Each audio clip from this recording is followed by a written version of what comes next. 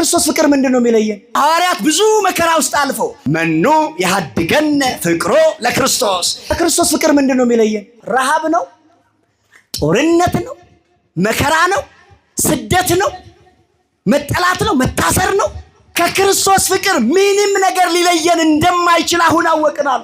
ክርስቶስን የተከተለ መከራ ቢመጣ ሰይፍ ረሃብ ቢመጣ ጠንከር ብሎ ነው የሚያልፈው። ያልፋል ደግሞ። እሺ ጸልዩ፣ ብርክክ ብላችሁ ጸልዩ። የሰላም አምላክ ሆይ ሰላምህን ስጠን ብላችሁ ጸልዩ። እኛ ሰላማውያንን ሰላምህን አብዛልን።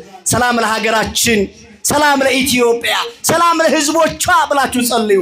እኛ እኮ ከምናውቀው ጠላት ራሳችንን እንጠብቃለን። ስንት ማናውቀው ጠላት አለ እኮ።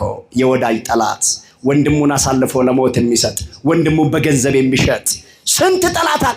እናንተ ከምታውቁት ራሳችሁን ልትጠብቁ ትችላላችሁ። ከማታውቁት ጠላት አማኑኤል ይሰውራችሁ ይሰውረን።